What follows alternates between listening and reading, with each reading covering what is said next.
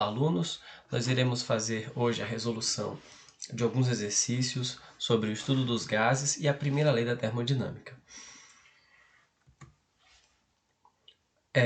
O exercício diz o seguinte: um gás está contido em um cilindro de volume V, com pressão de 1 atmosfera e temperatura de 27 graus Celsius.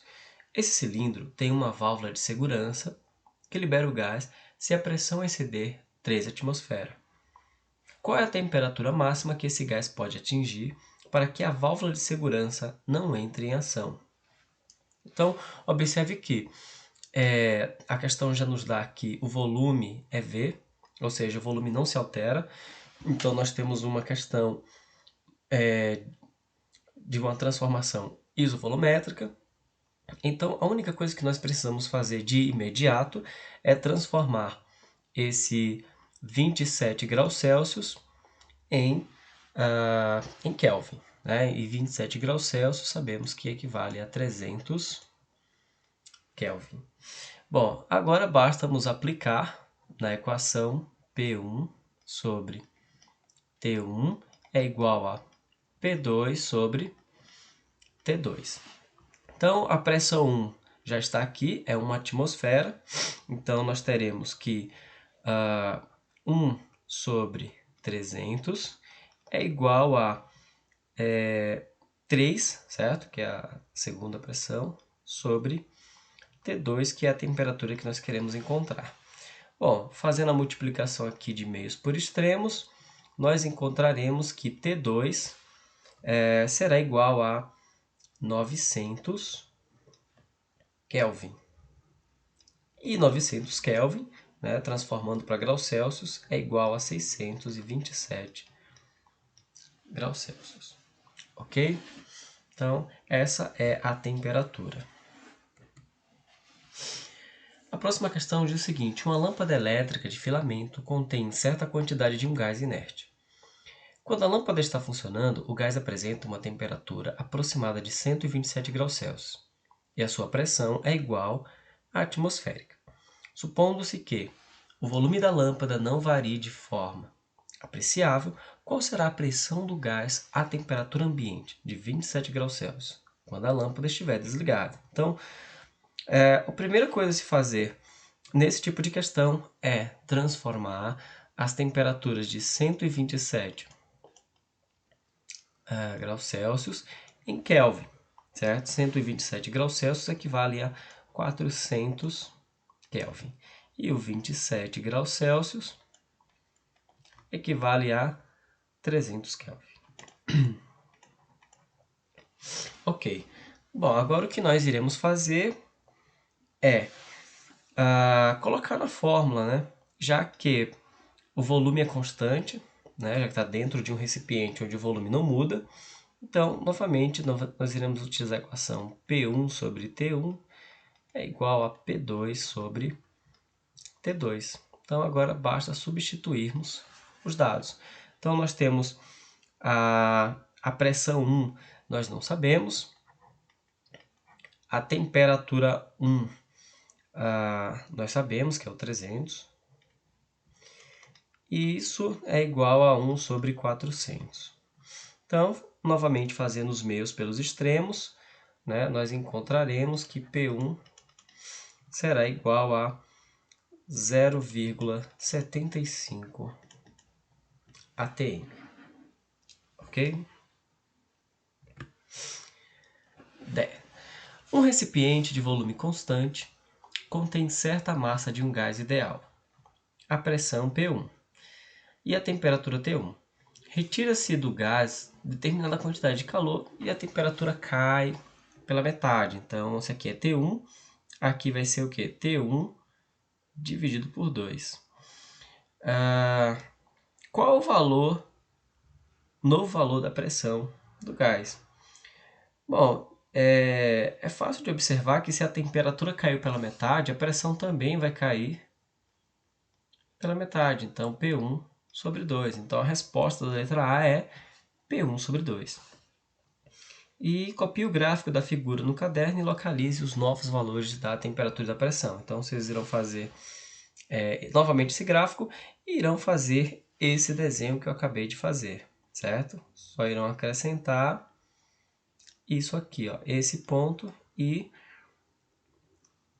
traçar a reta aqui, ó. Ok? Bom, agora vamos falar sobre termodinâmica. Questão 1. Para facilitar a compreensão, é comum considerar a força que o gás aplica nos pistões de um motor como compensar por um peso que se opõe à expansão do gás. Um cilindro contém um gás ideal e vedado por um embolo de massa M, que pode deslizar livremente, como mostra a figura. Então, o gás ocupa um volume de 1 vezes 10 elevado a menos 3 metros cúbicos, e a pressão exercida por ele, pelo embolo e pela coluna do ar atmosférico acima dele, é igual a 1,4 vezes 10 elevado a 5 newtons por metros quadrados. Recebendo certa quantidade de calor, o gás expande-se e passa a ocupar um volume de 1,5 vezes 10 elevado a menos 3 metros cúbicos. Que tipo de transformação o gás sofreu? Bom, o peso do embolo e a pressão atmosférica são constantes. Dessa forma, é constante a pressão durante a transformação, ou seja, essa transformação é uma transformação isobárica. Tá? Então, a letra A seria uma transformação isobárica. E na letra B, qual foi o trabalho realizado nessa transformação? Observem que o trabalho ele pode ser calculado pela pressão vezes a variação do volume, certo? Então, eu tenho que 1,4 vezes 10 elevado à quinta, isso que multiplica 1,5 menos 1 vezes 10 elevado a menos 3. E isso vai me dar o quê? Um trabalho de 70 joules. Ok? 2. 2 mols de um gás ideal sofrem a transformação representada pelo diagrama PV. Em qual dos dois pontos, A ou B, o gás tem maior temperatura? Justifique. Então, observe que, pela equação de Clapeyron, né, a equação de Clapeyron diz o seguinte, P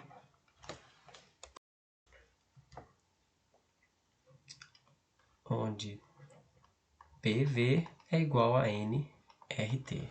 Né? Então, observe que no ponto A, nós temos um volume maior, certo? A pressão é a mesma para os dois pontos.